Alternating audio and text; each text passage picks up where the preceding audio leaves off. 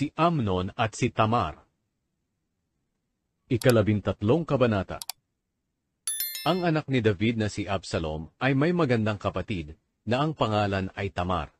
Ngayon si Amnon na isa rin sa mga anak ni David ay umiibig kay Tamar.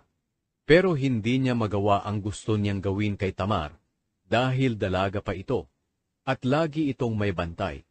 Dahil dito, sumama ang loob niya hanggang sa magkasakit siya. May napakatusong kaibigan si Amnon na ang pangalan ay Jonadab. Anak siya ng kapatid ni David na si Shimeah. Isang araw, nagtanong siya kay Amnon, "Anak ka ng hari, pero bakit araw-araw kitang nakikitang malungkot? Sabihin mo nga sa akin kung ano ang problema mo." Sinabi ni Amnon sa kanya, "Gusto ko si Tamar, ang kapatid ni Absalom na kapatid ko sa ama." Sinabi sa kanya ni Jonadab, "Humiga ka at magkunwaring may sakit. Kapag dinalaw ka ng iyong ama, sabihin mong payagan niya si Tamar na puntahan ka at pakainin. Sabihin mo sa kanyang gusto mong makita si Tamar na naghahanda ng pagkain mo, at gusto mo rin na siya ang magpakain sa iyo." Kaya humiga nga si Amnon, at nagkunwaring may sakit. Nang dalawin siya ni Haring David, sinabi niya, "Gusto ko pong pumunta rito ang kapatid kong si Tamar, at gumawa ng tinapay sa tabi ko, at siya ang magpakain sa akin." Kaya nagpasabi si David kay Tamar na nasa palasyo, napuntahan niya ang kapatid niyang si Amnon at maghanda ng pagkain para rito. Pumunta si Tamar sa bahay ng kapatid niyang si Amnon, at dinatnan niya itong nakahiga. Kumuha siya ng harina, minasa ito at niluto ang tinapay kung saan nakikita siya ni Amnon. Pagkaluto, kinuha niya ito para pakainin si Amnon, pero tumanggi ito. Sinabi ni Amnon, "Palabasin mo ang lahat ng tao rito," at lumabas ang lahat ng tao. Pagkatapos, sinabi ni Amnon kay Tamar, "Dalhin mo sa aking silid ang pagkain at subuan mo ako." Kaya dinala ni Tamar ang pagkain kay Amnon. Pero habang pinapakain niya si Amnon, niyakap siya nito, at sinabing magsiping sila. Ngunit tumanggi si Tamar at sinabi, "Huwag mo akong piliting gawin ito. Magkapatid tayo. Huwag mong gawin sa akin ang masamang bagay na ito. Hindi ito dapat mangyari sa Israel. Ano na lang ang mukhang ihaharap ko sa mga tao. At ikaw ituturing na pinakadakilang hangal sa buong Israel. Kausapin mo ang hari tungkol dito. Nasisiguro kong papayag siyang maging asawa mo ako." Pero hindi siya pinakinggan ni Amnon.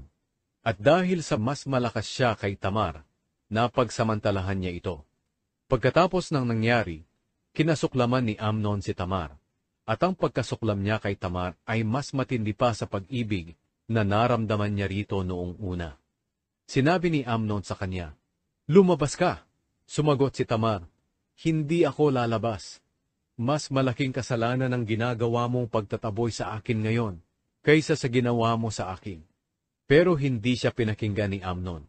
Sa halip, ipinatawag niya ang personal niyang lingkod at inutusan, "Palabasin mo ang babaeng ito, at isara mo ang pinto."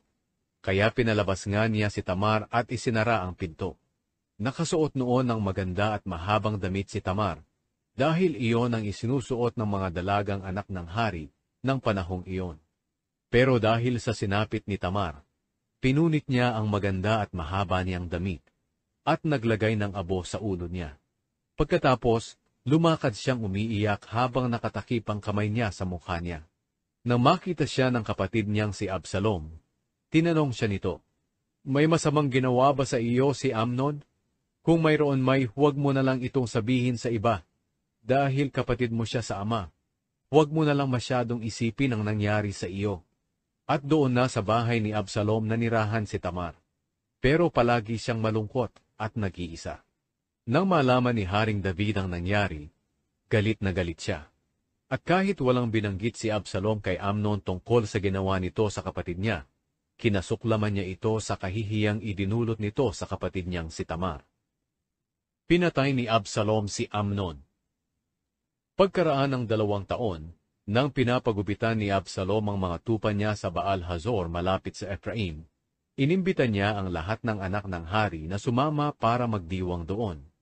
Nagpunta siya kay Haring David at sinabi, "Nagpapagupit po ako ng mga tupa.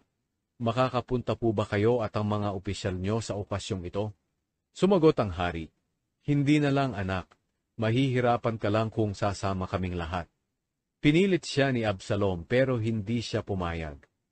Binasbasan na lang niya si Absalom. Sinabi ni Absalom, "Kung hindi po kayo pupunta, si Amnon na lang na kapatid ko ang payagan niyong pumunta." Nagtanong ang hari, "Bakit gusto mo siyang papuntahin doon?" Sa halip na sumagot, nagpumilit pa rin si Absalom. Kaya ipinasama na lang ni David si Amnon at ang iba pa niyang mga anak na lalaki. Sinabi ni Absalom sa mga tauhan niya, "Hintayin niyong malasing si Amnon, at pagsenyas ko patayin niyo siya. Huwag kayong matakot, ako ang nag-uutos sa inyo. Lakasan niyo ang loob ninyo at huwag kayong magdalawang isip." Kaya pinatay ng mga tauhan ni Absalom si Amnon, ayon sa utos niya. Sumakay agad ang ibang anak na lalaki ng hari sa kani-kanilang mola at nagsitakas. Habang pauwi na sila sa Jerusalem, may nakapagbalita kay David na pinagpapatay ni Absalom ang mga anak niyang lalaki at walang natira kahit isa. Tumayo si David at pinunit ang damit niya bilang pagluluksa at dumapa siya sa lupa. Pinunit din ng mga lingkod niya na nakatayo roon ang kanilang damit, gaya ng ginawa ni David. Pero sinabi ni Jonadab na anak ng kapatid ni David na si Shimeya, "Mahal na hari, hindi po napatay ang lahat ng anak ninyo kundi si Amnon lang po. Matagal na pong plano ni Absalom na patayin si Amnon. Mula pa ng pagsamantalahan nito ang kapatid niyang si Tamar. Huwag kayong maniwalang namatay ang lahat ng anak niyong lalaki. Si Amnon lang po ang pinatay." Samantala tumakas si Absalom. Nang mga oras ding iyon, may nakita ang mga tagapagbantay sa pader ng Jerusalem na may isang grupong paparating mula sa gilid ng burol sa gawing kanluran. Pumunta ang isang tagapagbantay sa hari at sinabi, "May nakita po kaming mga tao sa daan ng Horonaim sa gilid ng burol." Sinabi ni Jonadab sa hari, "Mahal na hari, tingnan niyo po, nandiyan po ang mga anak niyong lalaki gaya ng sinabi ko." Pagkatapos niyang magsalita, dumating ang mga anak na lalaki ni David na umiiyak. Labis ding umiyak si David at ang lahat ng lingkod niya.